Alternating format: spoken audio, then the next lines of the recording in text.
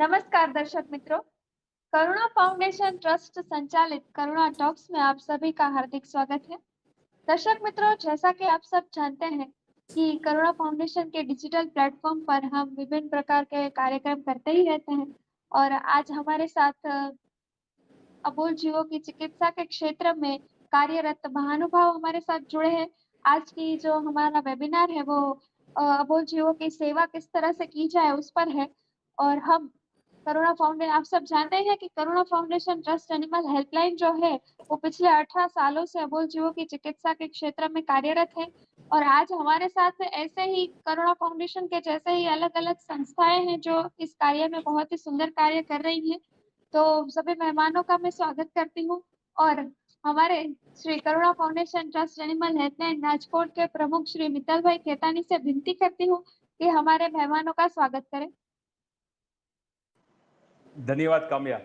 आज हमारे लिए बहुत ही आनंद और गौरव का विषय है कि दो बहुत ही प्रोमिनेंट एनिमल वेलफेयर के वर्कर्स, हमारे वरिष्ठ सहयोगी, ना ही सिर्फ राज्य स्तर पे बट राष्ट्रीय और अंतर्राष्ट्रीय स्तर पे जिनकी बहुत बड़ी नामना है और बहुत सालों से एक लैंडमार्क की तरह वो लाखों अबोल जीवों को जो बचाने में निमित्त बने हैं, ऐसी हमारी बहन जी गीरा शाह जी, जो खास अहमदाबाद से हमारे साथ जुड़ी हुई है। जीवदया चैरिटेबल ट्रस्ट के नाम से एक बहुत बड़ी एनजीओ का वो संचालन करती है और पूरे गुजरात के लिए हर्ष और आनंद का विषय ये है कि ना सिर्फ राज्य के, ना सिर्फ देश के, बल्कि अंतर्राष्ट्रीय स्तर के जो वेटरनरी विद्यार्थी होते हैं वो भी उनकी संस्था का दर्शन करने के लिए आते हैं, उसमें अभ्यास करने के लिए आते हैं। और जो जीवदया जो होती है वो सिर्फ एक भावना से नहीं बल्कि एक पूरा का पूरा वेटरनरी साइंस, एक रोल मॉडल की तरह उनकी पूरी एनजीओ है। आज हम उनका वीडियो भी देखेंगे जीवदया चैरिटेबल ट्रस्ट का, क्योंकि मैं बोलूंगा तो उनका पूरा कार्य परिचय बताने में मैं समर्थ नहीं रहूंगा। उससे अच्छा है कि हम उसका वीडियो भी देखेंगे। सभी दर्शक मित्र जो हमारे साथ वैश्विक स्तर पे आज जुड़े हुए और आगे भी जुड़ेंगे, क्योंकि इस वेबिनार का पूरा बाद में यूट्यूब पे भी लिंक होगा और सभी जगह पे एग्रेसिवली वायरल भी होगा। सभी दर्शकों से जो अभी हमारे साथ जुड़े हैं उनसे मैं विनती और प्रार्थना करता हूं कि इस वीडियो को आप शेयर करें, लाइक करें, फॉरवर्ड करें, इसमें कमेंट भी करें, ताकि ज्यादा से ज्यादा लोगों को हम ये जो हमारे एक अनुभवी और निष्णांत जो एनिमल वेलफेयर के वर्कर्स हैं वो हमारे साथ जुड़े हैं, उनका हम पूरा लाभ ले पाएं और लाखों अबोल जीवों को बचाने में हम साथ मिलकर निमित्त बन पाएं। ऐसे ही हमारे दूसरे हमारे सहयोगी हैं, वैसे basically they both are from Rajkot, तो हमारे राजकोट के लिए भी एक गौरव का विषय है। हमारी बहन श्रीमती शीतलबेन रायचूरा और श्री नीलेश भाई रायचूरा। अब हाल ही में गुजरात के जीवदया प्रेमी मुख्यमंत्री श्री भूपेंद्र भाई पटेल ने भी हमारी शीतलबेन का एक अभिवादन किया था एनिमल वेलफेयर के क्षेत्र में। बहुत ही प्रोमिनेंट एनिमल वेलफेयर वर्कर हैं। वापी में टिंकू मेमोरियल ट्रस्ट करके उनकी बहुत बड़ी एक हॉस्पिटल भी है। खास करके वैसे तो सभी अबोल जीवों के प्रति उनकी बहुत बहुत लगाव है, फिर भी डॉग्स के प्रति उनकी विशेष करुणा है। और सबसे उल्लेखनीय बात यह है कि सभी जितने भी एनिमल्स हैं वो खुद के अपने परिवारजन मानते हैं और उनकी ज्यादा से ज्यादा सेवा कर पाए उस हेतु उन्होंने आजीवन निसंतान रहने का भी एक बहुत बड़ा क्रांतिकारी और वंदनीय निर्णय लिया है। ऐसे शीतलबेन और नीलेश भाई का भी मैं स्वागत करता हूं।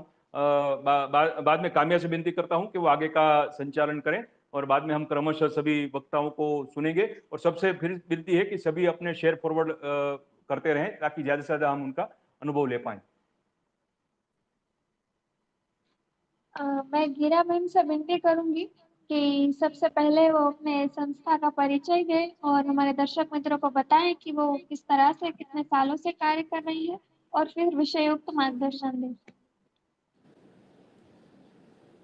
नमस्कार and thank you very much Mittal भाई, आपने तो मेरा काफ़ी कुछ परिचय दे भी दिया है। मेरा नाम गीरा शाह है। मैं मैनेजिंग ट्रस्टी जीवदया चैरिटेबल ट्रस्ट की हूँ और जीवदया चैरिटेबल ट्रस्ट अहमदाबाद गुजरात में आया हुआ है। हमारा संस्था पिछले 15 साल से ओनरलेस एनिमल्स एंड बर्ड्स को free of cost medical facility provide करता है। हमारा बेसिक जो मुख्य ध्येय है ये यही ध्येय है कि हम ओनरलेस जितने भी एनिमल्स एंड बर्ड्स हैं उनको हम पूरी अच्छे से अच्छी तरीके से मेडिकल फैसिलिटी प्रोवाइड करेंगे। आज का जो टॉपिक है animal birds treatment shelter and rehabilitation बहुत ही अच्छा टॉपिक है, जिसमें जैसे ही मित्तल भाई ने बताया कि उसके दो पहलू है। एक जो है कि भाई रिलीजियसली हम लोग जो काम करते हैं जीव दया का, जो इंडिया के बहुत सारे लोगों के दिल में कंपैशन बहुत है एनिमल्स के लिए। एंड हम जो धार्मिक दृष्टि से भी ये काम करना चाहते हैं। और जो दूसरा मित्तल भाई ने कहा कि भाई scientific way, so there is कई लोग ऐसे हैं जो कि रिलीजियसली नहीं बिलीव करते हैं, तो वो ये भी सोचते हैं कि भाई क्यों मैं करूं एनिमल का ट्रीटमेंट, क्यों उसके पीछे मैं पैसा बर्बाद करूं, जबकि इतने सारे ह्यूमंस को भी ट्रीटमेंट की या मेडिकल फैसिलिटी की जरूरत है, तो मैं क्यों एनिमल के लिए काम करूं। सो इसके पीछे भी एक बहुत बड़ा साइंटिफिक रीजन है, जो जिसके बारे में मैं थोड़ी सी आज आप लोगों से बात करना चाहूंगी कि ये जो हमारा पूरा अर्थ है, जो हमारा पृथ्वी है, उसके ऊपर जितने भी लिविंग क्रिएचर्स है, जो भी लिविंग थिंग्स है, वो सारी की सारी किसी भी तरह से एक दूसरे के साथ जुड़ी हुई है।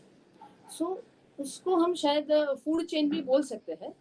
ये जो फूड चेन है, उसमें अगर कहीं से भी ब्रेकडाउन आता है, तो वो पूरा का पूरा ब्रेकडाउन हमारे ऊपर यानी ह्यूमंस के ऊपर बहुत बुरी तरीके से बैकफायर हो सकता है। उसमें इतना नुकसान हो सकता है, हमारा एनवायरनमेंट खराब हो सकता है, हमारी इकोलॉजिकल सिस्टम ब्रेकडाउन हो सकती है।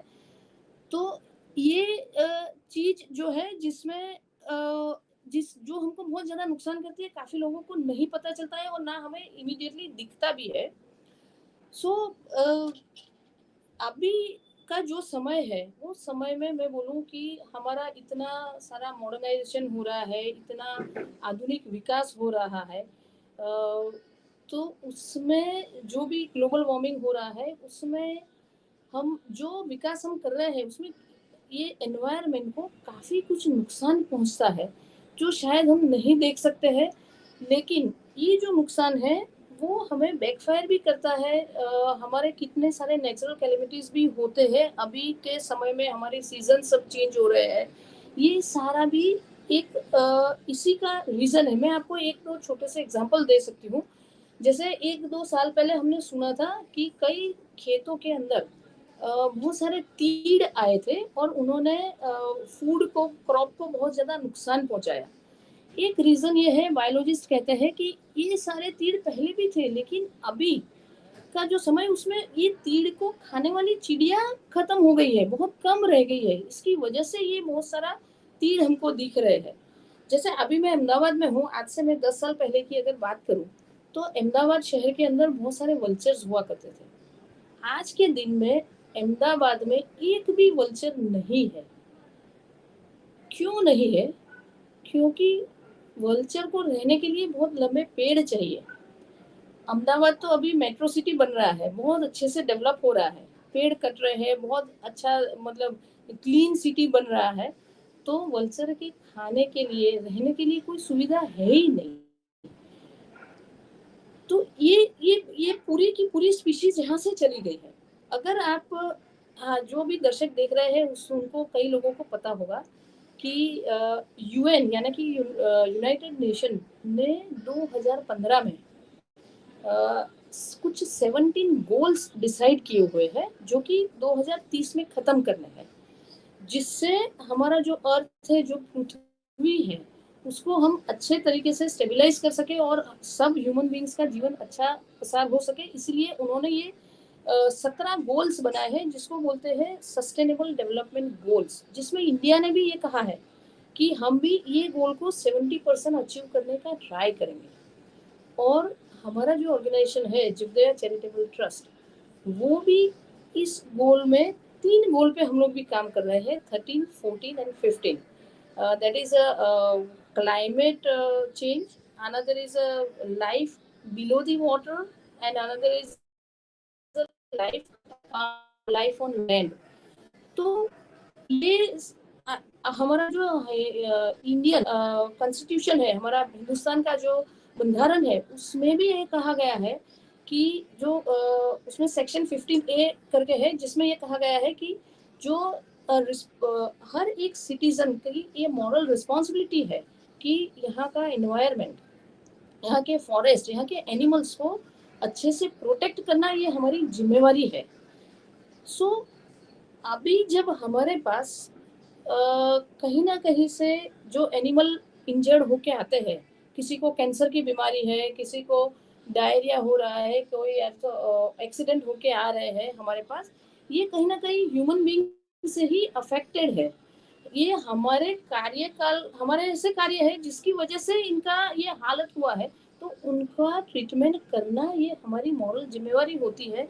अगर हम इनका ट्रीटमेंट नहीं करेंगे तो बहुत सारे जोनोटिक डिजीजेस है जो कि ह्यूमन में पास ऑन होंगे। जोनोटिक मतलब कि जो एनिमल्स के अंदर जो डिजीज है वो ह्यूमन के अंदर आ सकते हैं, लाइक रेबीज है, ब्रुसेलोसिस है जो कि कैटल में से आता है, एवियन इन्फ्लुएंजा है, प्लेग है, ऐसे बहुत सारे डिजीज है। जब एनिमल खुद डिस्ट्रेस में होता है, जब वो बीमार होता है, तो ये सारे जर्म्स उनके अंदर एक्टिवेट होते हैं और वो उनके आजू बाजू, मतलब कि ये हमारे डोमेस्टिक एनिमल्स है जो हमारे साथ ही रहते हैं, तो उनमें से हमारे पास आएंगे। सो इनको ट्रीट करना ये साइंटिफिकली भी करेक्ट है एंड रिलीजियसली भी करेक्ट है, मॉरली भी करेक्ट है, हमारा देश भी ये कहता है। तो इनके लिए अच्छे से अच्छा हॉस्पिटल होना बहुत ज़रूरी है, अच्छे से अच्छी ट्रीटमेंट होना बहुत ज़रूरी है। अगर वो लोग ट्रबल में आएंगे तो हम लोग अपने आप से ट्रबल में आ जाएंगे। सो आज मैं अभी आपको एक 3 वीडियोस हम दिखा रहे हैं, जिसमें कि पहला वीडियो है, इसमें आपको दिखाएंगे कि भाई किस तरीके के इंजरीज, कैसे डिजीजेस एनिमल्स में होते हैं। सेकंड वीडियो में हम दिखाएंगे आपको कि ये डिजीज सारे क्योरेबल है, किस तरीके से हम क्योर कर सकते हैं, कैसे हम ट्रीटमेंट कर सकते हैं। एंड द थर्ड वीडियो में जो है कि ये डिजीज क्योर करने के लिए किस तरीके का सेटअप हमको चाहिए। सो ये सारे वीडियो जगदया चैरिटेबल ट्रस्ट के ही है, जो हमारी हॉस्पिटल में ही लिए है। हमारी हॉस्पिटल का सेटअप क्या है, और वेटनरी साइंस भी बहुत ज़्यादा डेवलप हो गया है, तो किस तरीके से काम करना है। आप प्लीज़ वीडियो चालू करिए जो कि लोग देख सके। जैसे ही वीडियो खत्म होता है हम आगे थोड़ी बात करेंगे इसके अनुसंधान में। Yes ma'am.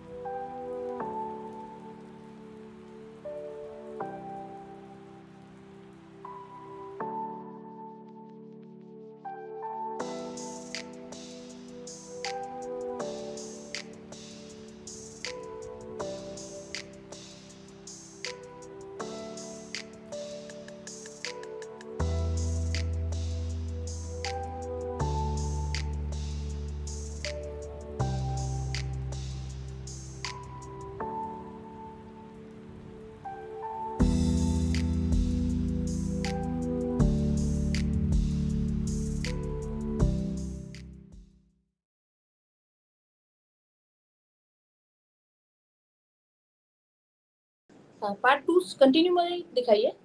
Okay okay continuation में पार्ट 2 भी दिखाइए और पार्ट 3 भी दिखा दीजिए। Okay madam.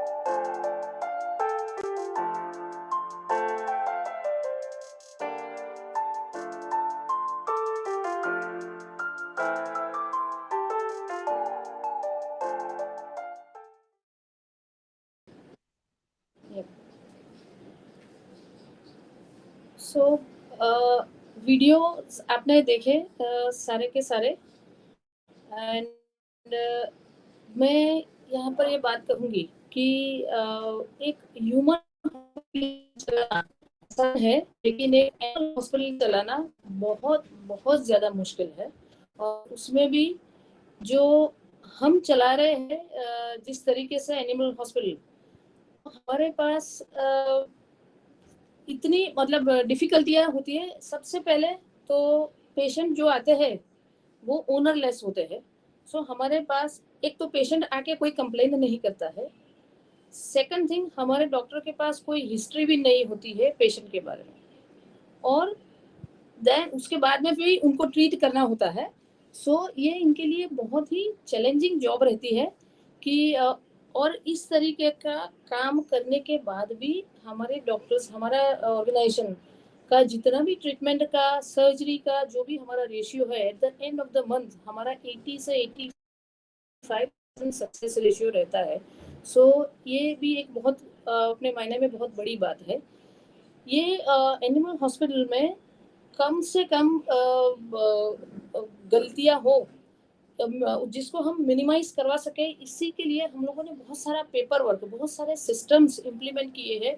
Each and every step पर बहुत सारे डॉक्यूमेंट्स बनते हैं, जिसकी वजह से कभी गलती से भी गलती ना हो, इस हिसाब से हमने पूरा सिस्टम डिजाइन किया हुआ है कि कोई भी मेरा पेशेंट है आज ट्रीटमेंट के बिना रहना नहीं चाहिए, किसी का पेन मैनेजमेंट नहीं रुकना चाहिए, किसी का खाना खाने का नहीं खाया ये भी नहीं होना चाहिए, किसी का क्लीनिंग नहीं रुकना चाहिए। तो ये सारी चीजें करने के लिए खूब सारा पेपर वर्क करना पड़ता है, और ईच एंड एवरी स्टेप पे हमने बहुत सारा सिस्टम्स बना के रखे हैं। तो उसमें भी क्रॉस चेकिंग बहुत ज़्यादा है, जिसकी वजह से हमारा गलती होने के चांसेस बहुत मिनिमाइज हो जाते हैं। हमारे पास अभी करीब 12 veterinary full time veterinary doctors है, 35 वेटनरी असिस्टेंट है, एंड एडमिन स्टाफ मिला के अराउंड 85 लोगों का हमारा पूरा स्टाफ है। एंड पिछले मैं 15 साल की बात करूं तो आज तक हमने अराउंड 10-10.5 लाख ट्रीटमेंट खत्म किए हैं। हमारे पास एनिमल एंड बर्ड हॉस्पिटल दोनों सेपरेट है। एनिमल में तो चलो हम ये कह सकते हैं कि भाई हमारे पास 4-5-6 या 7 स्पीशीज के एनिमल्स आते हैं। बर्ड्स के अंदर इट इज मोर चैलेंजिंग, क्योंकि बर्ड्स अहमदाबाद जहाँ पे लोकेटेड है उसके आसपास में 2 बहुत बड़ी बर्ड सेंचुरीज आई है। एक है नल सरोवर, दूसरा है थॉल। तो यहाँ पर थाउजेंड्स ऑफ माइग्रेटरी बर्ड्स आते हैं, एंड माइग्रेटरी बर्ड्स की सीजन के दौरान ही हमारे यहाँ काइट फेस्टिवल का सीजन होता है। तो बहुत सारे बर्ड्स इंजर्ड होकर हमारे पास आते हैं। एंड बर्ड्स के अंदर हम लगभग से लगभग मैं कहूँ तो मोर देन 150 स्पीशीज के बर्ड्स हम रिसीव करते हैं। तो हर एक बर्ड्स का फिजियोलॉजी अलग होता है, साइज अलग होता है, इनका हैबिटेट अलग होता है। कोई एक्वेटिक होता है, कोई रैप्टर्स होता है, कोई फ्लाई कैचिंग वाला होता है। तो सबका साइज अलग, सबका डोजेज अलग होता है, सबका एनेस्थेसिया का डोजेज अलग होता है। यस हर मैम, बर्ड्स में जीवदया चैरिटेबल ट्रस्ट की जो प्रोफाइल है सोशल मीडिया जी पर, उसमें हमने भी देखा है कि आपके डिस्पेंस मतलब जो एनिमल वेटरनरी हॉस्पिटल होती है वहाँ पे मोर भी होते हैं, और बहुत ही माइग्रेटरी करेक्ट बर्ड्स जो रेयरली दिखते हैं वैसे भी सब वेटरनरी ट्रीटमेंट लेते हैं। ऐसे वीडियोस भी आप लोग शेयर करते हैं, हमने भी देखा है ये। Correct correct correct. और बहुत ये सब में बर्ड्स में सक्सेस रेशियो लाना ये बहुत बहुत चैलेंजिंग टास्क है, और हम सारे के सारे इंटरनेशनल प्रोटोकॉल्स फॉलो करते हैं। हमारी पैथोलॉजी लैब है, जैसे ये पैथोलॉजी लैब के बारे में एक बहुत इंटरेस्टिंग बात है। हमारे जैसे ह्यूमन हमारी लेबोरेटरी है, तो हम जो भी टेस्टिंग करवाने जाते हैं, सीबीसी किया, बायोकेमिस्ट्री किया, बिलिरुबिन किया, उसमें एसजीपीटी किया, सब में हमारे एक नॉर्मल वैल्यूज डिफाइन होते हैं। बर्ड्स के इतने सारे स्पीशीज में बहुत सारे स्पीशीज ऐसे हैं जिसमें कोई नॉर्मल वैल्यू डिसाइडेड ही नहीं है, और उसमें से ही इनको टेस्टिंग करके हमें डिजीज को ढूंढना है और आइडेंटिफाई करना है। सो इतने सालों के एक्सपीरियंस के बाद हमारे पास भी काफ़ी डेटा कलेक्ट हुआ है, जिसकी वजह से हमें पता चलता है कि भाई ये नॉर्मल है या एबनॉर्मल है। सो हमारा एक्सरे है, सोनोग्राफी है, पैथोलॉजी है, एंड ये बर्ड्स में भी हम लोग ऑर्थोपेडिक सर्जरीज करते हैं। जैसे बर्ड्स का बीक भी टूट गया है तो उसमें छोटा सा हम प्लेट लगाते हैं। हम फीदर इम्प्लांट करते हैं। अगर फीदर्स डैमेज हो गए हैं तो दूसरे बर्ड के फीदर्स लेके ये जो जो जो डेड बर्ड है उनके फीदर कलेक्ट करके रखते हैं, प्रिजर्व करते हैं, और उनको लेके हम जो बर्ड के 1 2 4 फीदर खराब है उनको इम्प्लांट करते हैं। एंड तो वो पक्षी विद इन अ मंथ अच्छे से वापस से रिहेबिलिटेट हो सकता है। अगर हम उसका नया पंख आने की राह देखें तो उसमें 1 साल भी लग जाता है। ये बहुत डिफिकल्ट टास्क है तब तक उसको कैप्टिव कंडीशन में रखना। ये सारा बहुत एडवांस लेवल पे हमारा कामकाज होता है। एंड एक बहुत जैसे मित्तल भाई ने बताया भी कि हम जनरली हमने ये सुना होता है कि हम हमारे बच्चे को यहाँ से अब्रॉड पढ़ने के लिए भेजते हैं, लेकिन वेटनरी फील्ड में वेटनरियंस के स्टूडेंट्स यहाँ पर हमारे यहाँ पे पढ़ने आने का प्लानिंग बनाते हैं। वो लोग यहाँ पर आते हैं सीखने के लिए, देखने के लिए, पढ़ने के लिए। तो ये भी हमारे लिए एक बहुत अच्छी गर्व लेने वाली बात है। एंड बस देखो हमारा जो हमारा ट्रीटमेंट का काम है, जो भी हमारा हॉस्पिटल चल रहा है वो ऑनगोइंग है, प्रोसेस है, चलता ही रहता है। और आगे जाके भी हम बहुत अच्छे से कुछ ना कुछ नया डेवलपमेंट के चाह में हमेशा रहते ही है। एंड दर्शकों में से किसी को कुछ भी हेल्प की जरूरत हो, कोई भी डेटा की जरूरत हो, कोई भी सिस्टम समझना हो, they are most welcome. Any time आप ईमेल कर सकते हैं, हम आपको रिप्लाई कर देंगे, कोई इशू नहीं है। So thank you so much Mittal भाई। एंड और किसी को कुछ अगर पूछना है, कुछ बात करनी है तो गिरिराबेन, बता आपका सकते हैं। पूरा एड्रेस और वो सब पूरा डेटा दे दीजिए, कोई लैंडलाइन नंबर या कुछ हो तो, ताकि दर्शकों में से किसी को कोई काम हो तो आपका वो संपर्क कर पाए। अच्छा, आपकी तो वेबसाइट, सोशल मीडिया मैं नीचे प्लेटफॉर्म। लिख ओके। मैं नीचे लिखवा दूं उसमें, या बोल के बता दूं? आप बोल के बता दीजिए प्लीज, कन्वीनियंट हो तो। हाँ, तो हमारा एक हेल्पलाइन नंबर है जो 9924418184, जो कि 9:30 से 6 o'clock तक चालू रहता है, जहाँ पर एनिमल्स के लिए बुक की जाती है। और बाकी हमारा जो एड्रेस कैंपस पॉलिटेक्निक कॉलेज गिरा मैम, एक नेहरू सेकंड, नगर। एक सेकंड गिरा मैम। मैम एक्चुअली कनेक्टिविटी लो हो गई थी, इसलिए आप जो डेटा शेयर कर रहे थे वो हमारे दर्शक मित्रों तक ठीक से जी नहीं पहुंचा है। प्लीज एक बार रिपीट कर दीजिए ना, नंबर से लेकर। ठीक है। जो हमारा हेल्पलाइन नंबर है 9924418184। एंड हमारा जो एड्रेस है Jivdaya charitable trust, Ahmedabad Panjrapole campus, opposite polytechnic college, Nehru Nagar, Ambawadi, Ahmedabad 15। And हमारा ईमेल एड्रेस है जीवदया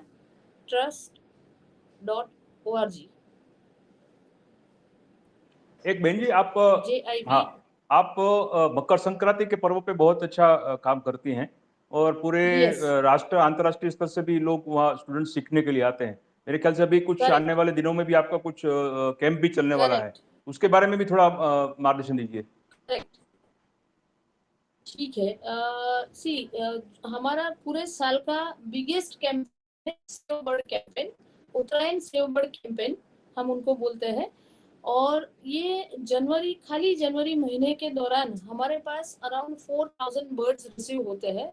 और हमारा कैंपेन पूरा 75 से 80 डेज तक चलता है, फरवरी एंड मार्च मिड तक चलता है।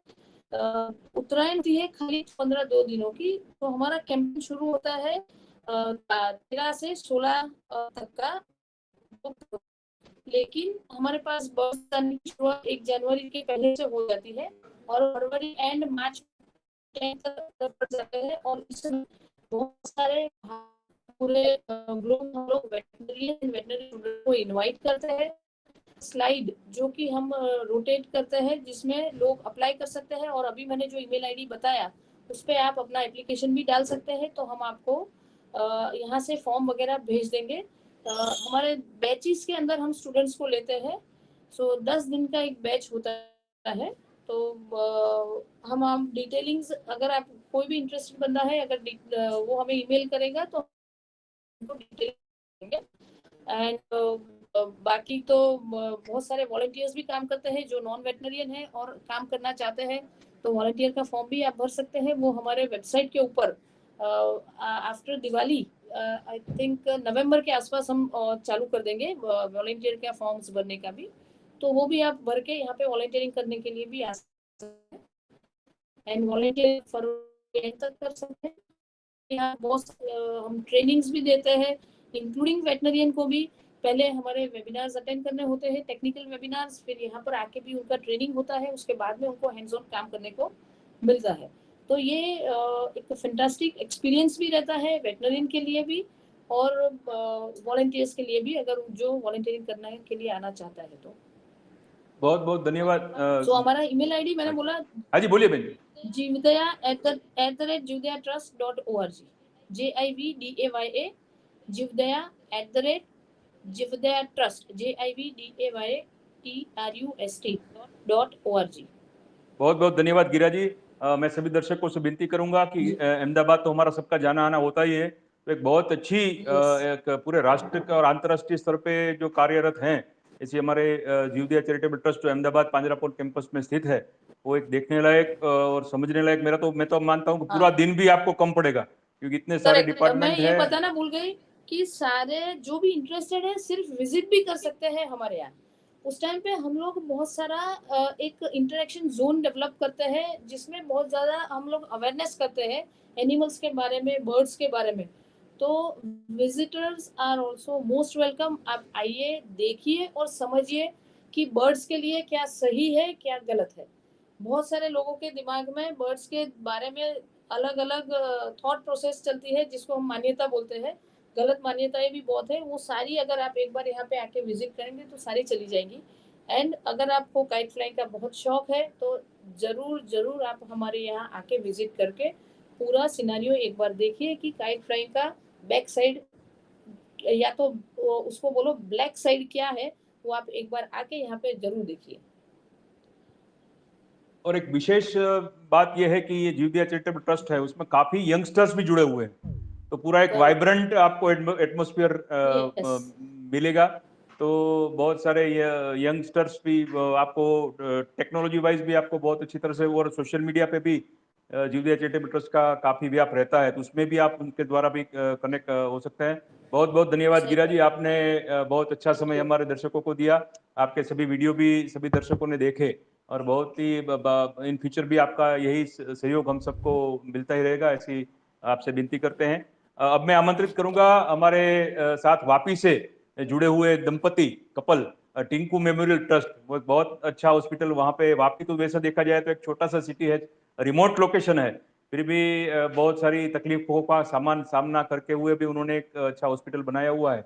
और अभी एम्बुलेंस भी उन्होंने एक फुल पेज रिसेंटली स्टार्ट करने वाले हैं, और for big animals.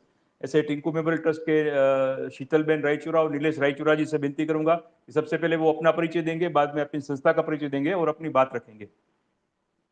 Please carry on.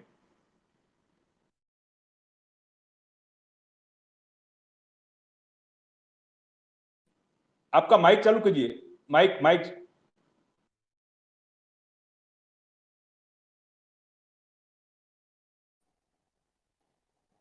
सबसे पहले प्रणाम सबको।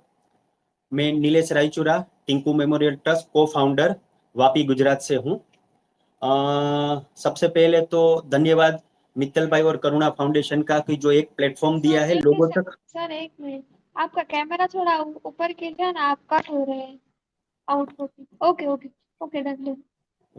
सबसे पहले तो धन्यवाद मित्तल भाई और करुणा फाउंडेशन का कि जो हमारी बात रखने के लिए एक प्लेटफॉर्म प्रोवाइड किया उन लोगों ने, कि लोगों तक बात पहुंच सके, लोग क्या कर रहे हैं, किसको क्या करना है, किस टाइप का है, उसी के लिए।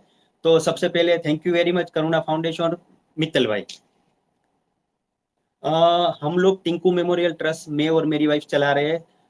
हम लोग 2004 से ये काम कर रहे हैं, जब सूरत थे तब से। और ये 2010 में हम लोगों ने टिंकू मेमोरियल ट्रस्ट के नाम पे एक शेल्टर हाउस चालू किया है, जिसमें आज हमारे पास 398 बर्ड्स और एनिमल्स है हमारे पास, जिसमें छोटे सब स्मॉल एनिमल्स और बर्ड्स है। कम से कम 172 डॉग्स है हमारे पास, बाकी के सब बर्ड्स हमारे पास है। यहाँ पे हम लोगों ने एक छोटा सा क्लिनिक बनाया हुआ है और एक ओटी बनाया हुआ है। हमारे पास 2 साल से एक इको करके एक एम्बुलेंस है जो पूरे वलसाड डिस्ट्रिक्ट के अंदर घूमती रहती है। जहाँ पे भी जो भी कोई कॉल आता है वहाँ पे फ्री ऑफ कॉस्ट में उनकी ट्रीटमेंट की जाती है ऑन द स्पॉट, और जरूरत लगती है तो उनको हम लोग हमारे सेंटर पे लेके आते हैं। वहाँ पे जो भी जरूरत लगती है उनको ट्रीटमेंट करने की, सर्जरी करने की, जो भी होती है, और जब तक वो ठीक नहीं होता है तब तक वो हमारे सेंटर में रहता है। उनके खाने पीने का सब वहाँ पे होता है।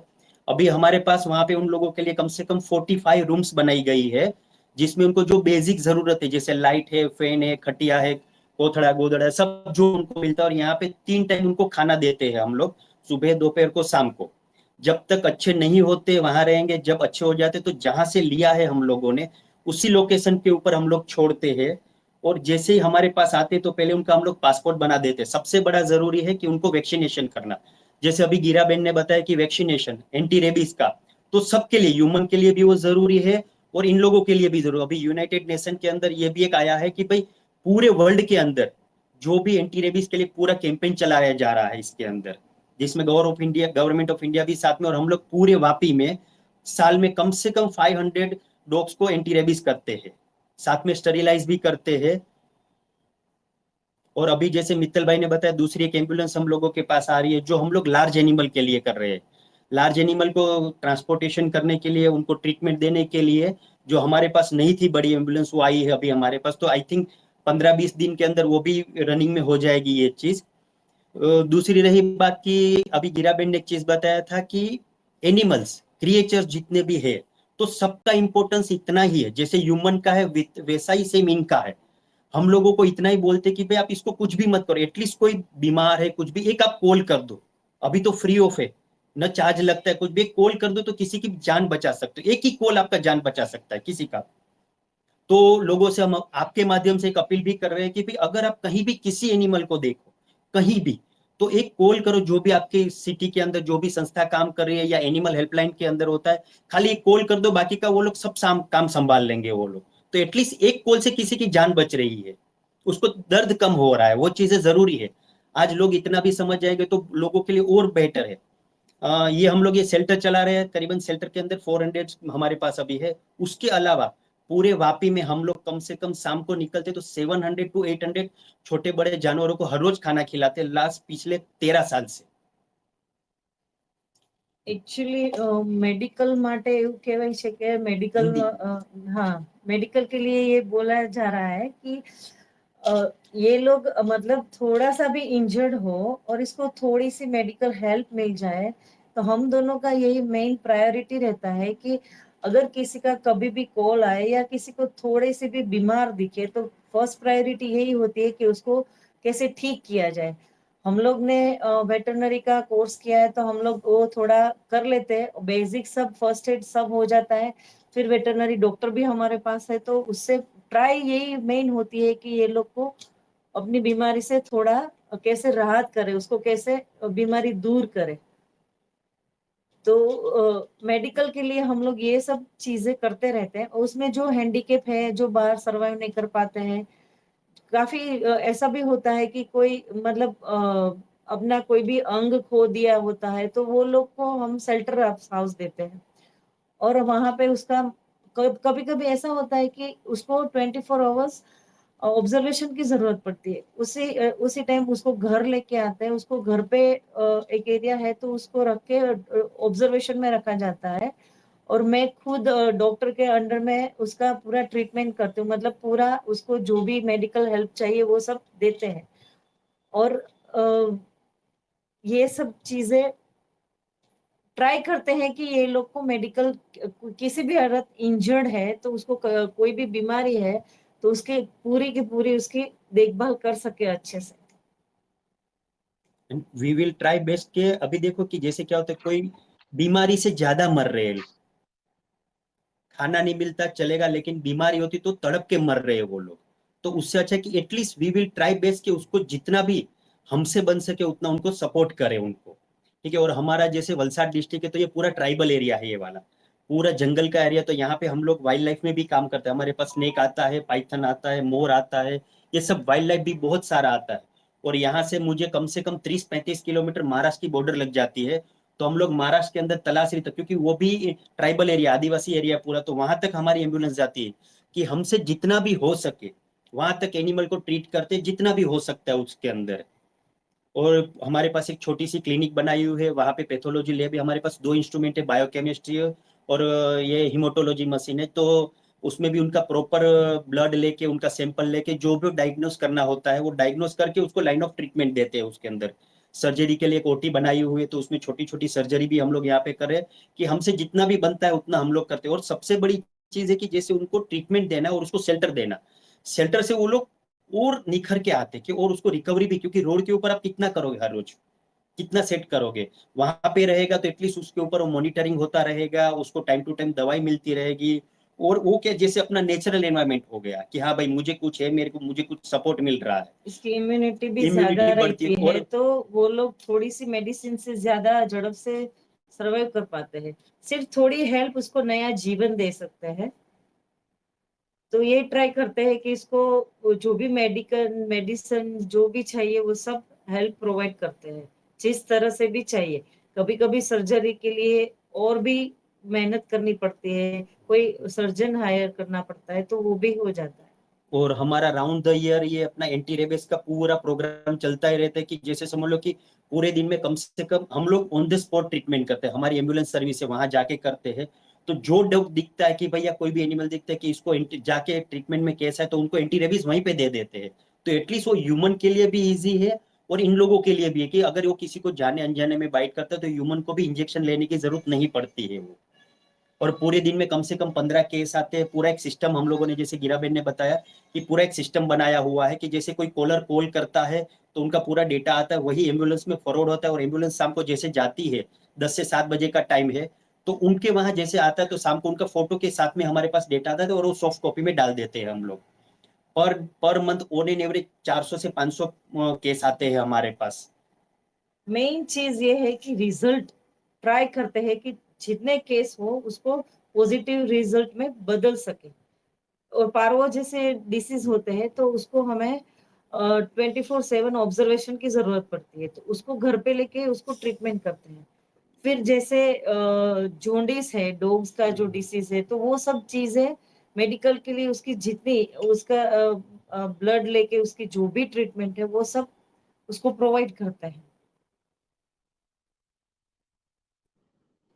हम्म। गिरा मैम, सॉरी गिरा नीलेश सर और Shweta ma'am, thank you ji, so much. अभी वेलकम। ऐसा बहुत ही कम देखा गया है कि हस्बैंड और वाइफ जो है वो एक साथ एक ही काम कर रहे हैं, वो भी सेवा का कार्य कर रहे हैं।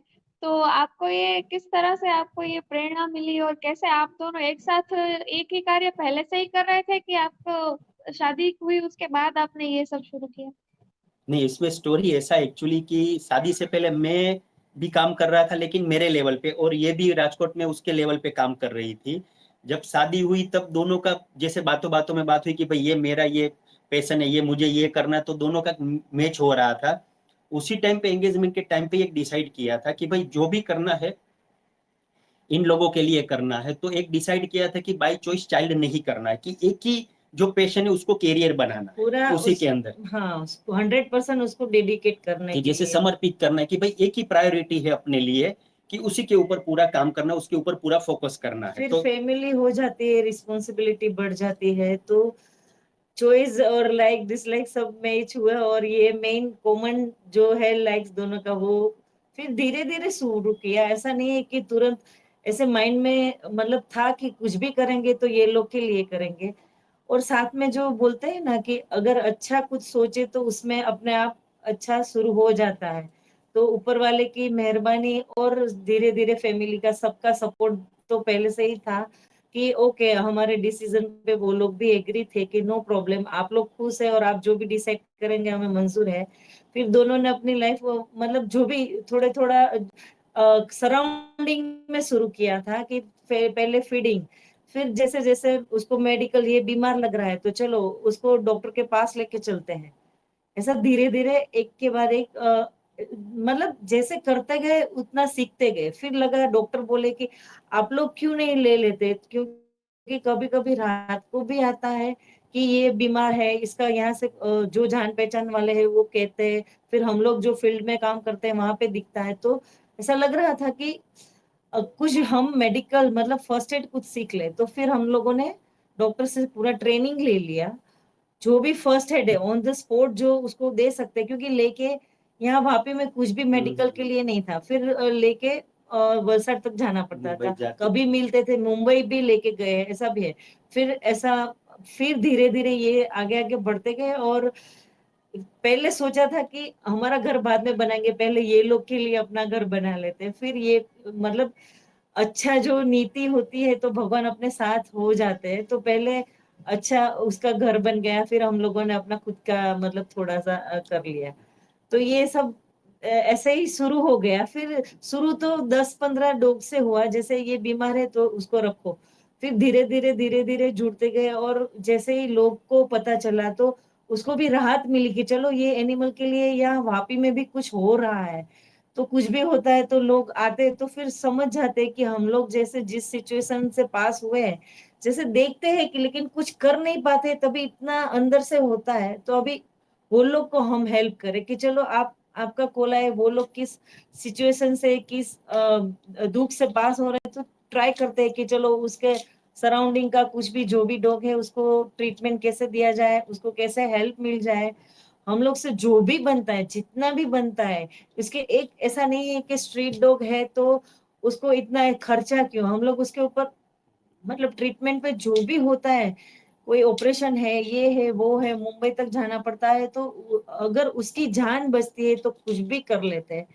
अभी एक केट आई है 2-3, तो वो सब भी मतलब एक्सीडेंट में पैरालाइज फ्रैक्चर वाली, तो उसका ऑपरेशन करके उसको नया पैर लगाना, वो सब मतलब ऐसा दोनों का ऐसा है कि एक जान है उसकी, ऐसे बीमारी है तो उसको कैसे ठीक करके उसको अच्छा करे, उसके लिए जो भी करना है। मतलब कितनी बार तो मतलब हमारे लिए फेस्टिवल भी यही है, हमारे लिए मतलब लाइफ है, फैमिली है, सब यही है कि दिवाली देखो तो हम दोनों को तो काम पे ही, ऐसा नहीं है मैं फीडिंग के लिए जाती हूँ तो ऐसा नहीं है कि आज उसको भूखा रखना है, मैं टाइम सेट करके, और वो लोग भी इतना ईगरली से वेट करते हैं रास्ते पे, तो मैं निकल ही जाती हूँ। तो ये सब ऐसे ही लाइफ चलती रहती है कि ये लोग के लिए टोटली लाइफ डेडिकेट कर दी है।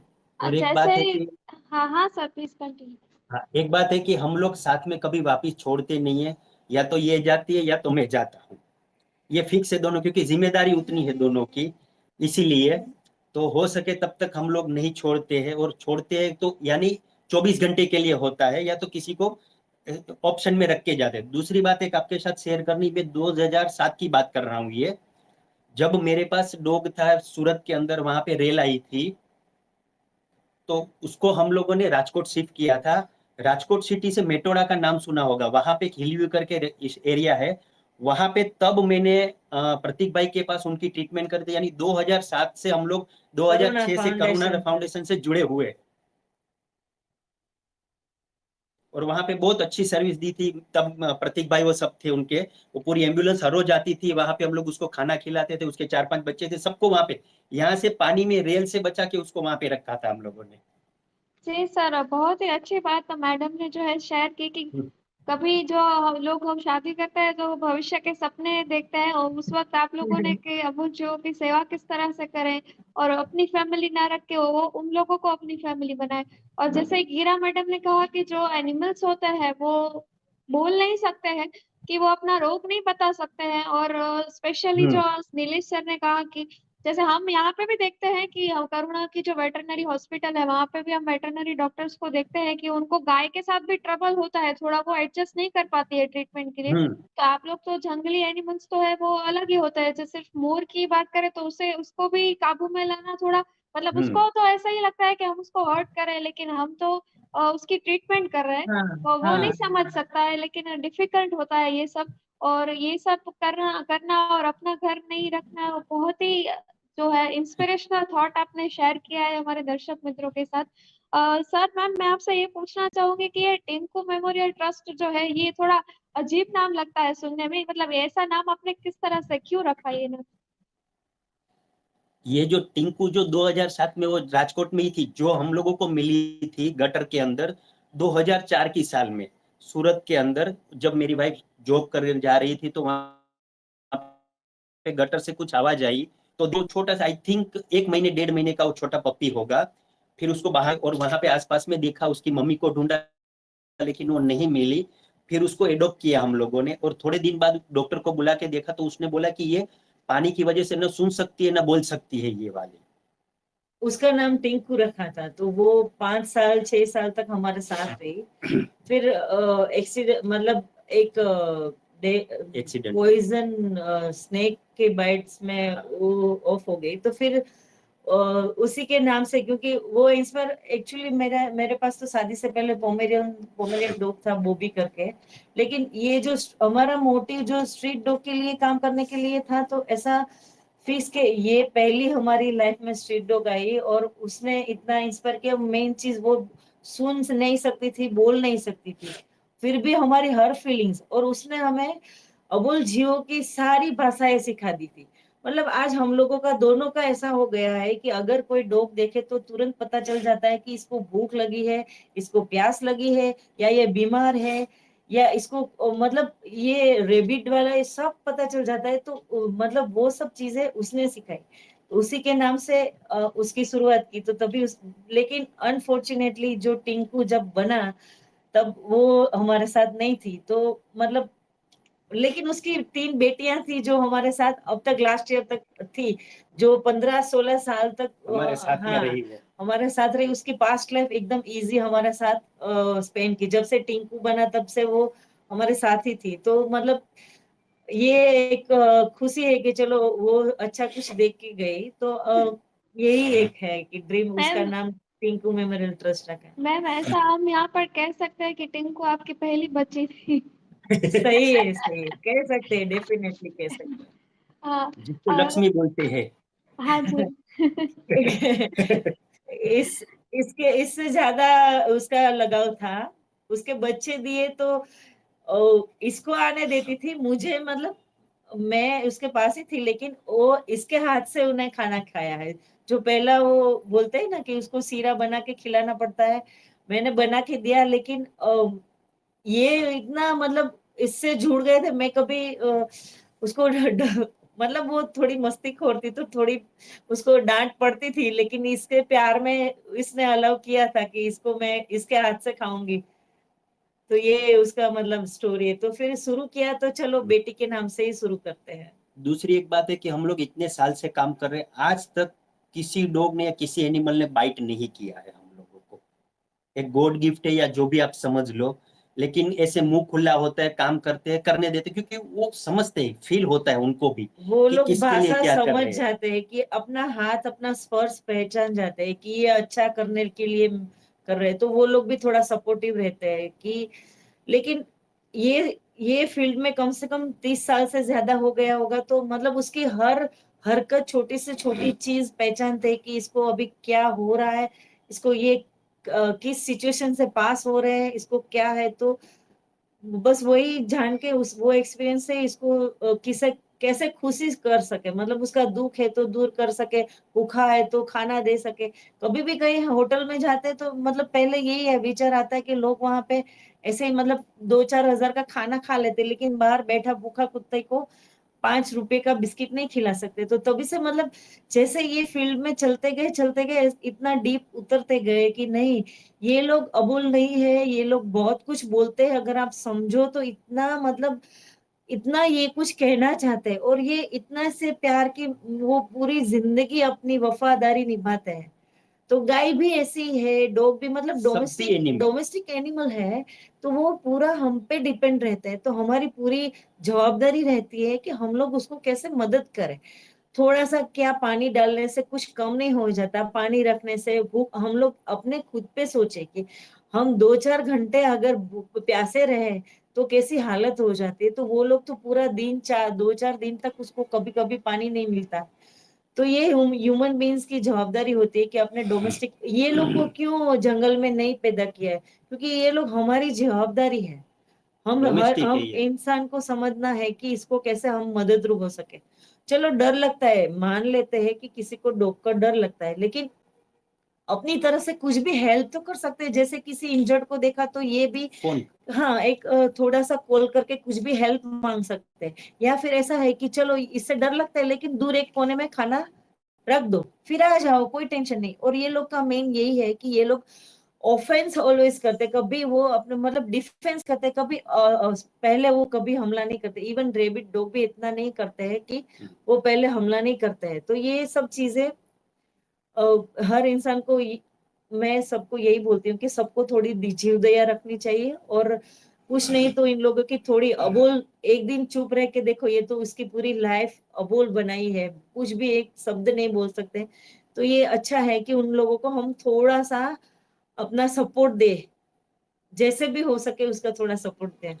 यस मैम, बहुत ही अच्छी बात की आपने कि जो इंसान होता है वो एक दिन भी मौन व्रत नहीं रख सकता है। और ये तो एनिमल्स जो डॉग, खास करके डॉग्स का आपको ज्यादा लव है, तो मैंने भी देखा है कि डॉग्स जो होता है वो ज्यादा समझदार होता है, और समझदार होके भी वो बोल नहीं सकता है कि मुझे ये चाहिए या मुझे ये हाँ ट्रीटमेंट की जरूरत है।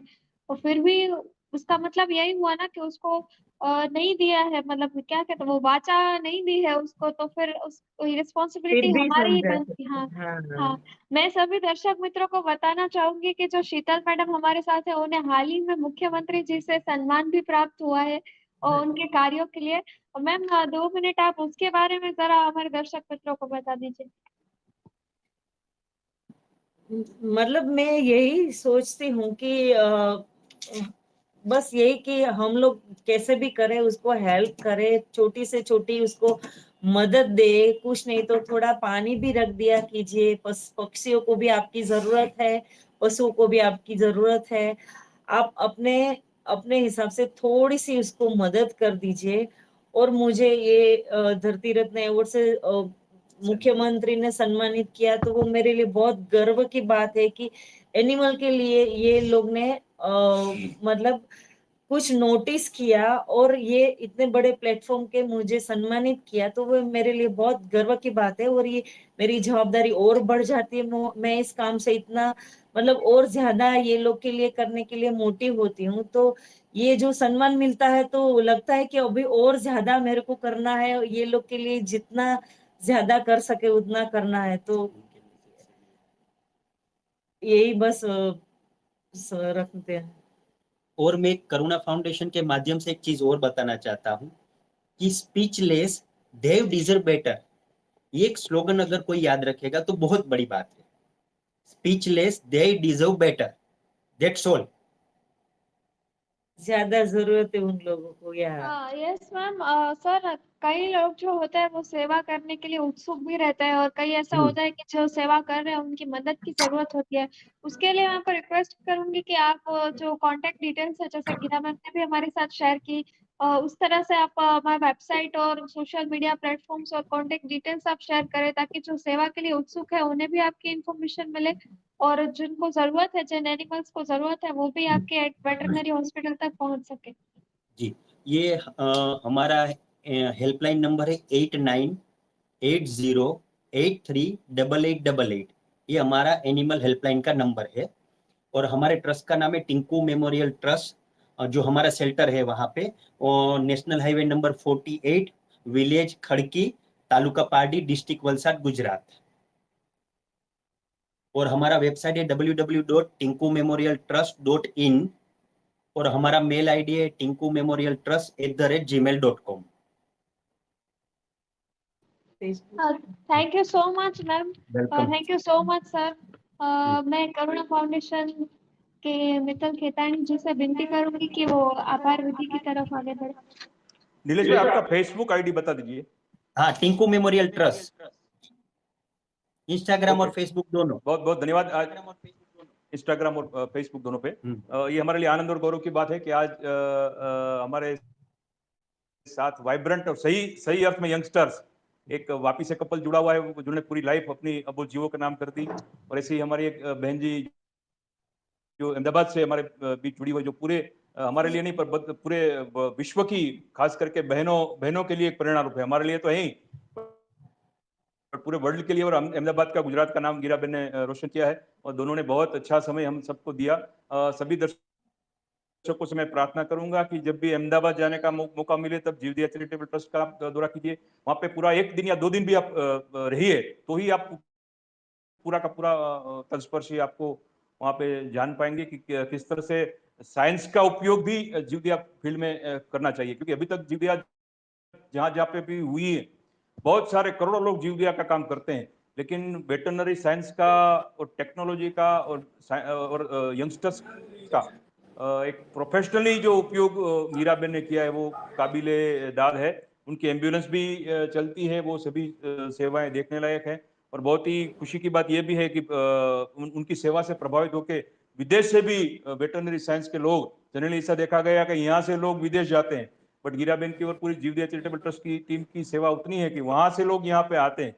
वो भी हमारे लिए बहुत ही खुशी की बात है। ऐसे ही हमारे वापी के नीलेश रायचूरा जी और शीतलबेन रायचूरा की जी, उनका भी नेशनल हाईवे पे पूरा हॉस्पिटल है, वो भी देखने लायक है। और खास करके उन्होंने जैसे बताया कि 600-700 डॉग्स को वो डेली खाना खिलाने जाते हैं, और ऐसा नहीं कि किसी को सौंप दिया, वो खुद ही जाते हैं।